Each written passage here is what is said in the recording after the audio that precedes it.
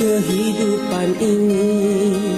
Sesuatu yang terjadi itu tentu ada hikmahnya. Penderitaan yang engkau alami hanya suatu dugaan. Dan janganlah kau bersedih hati, Tuhan Maha Penyayang.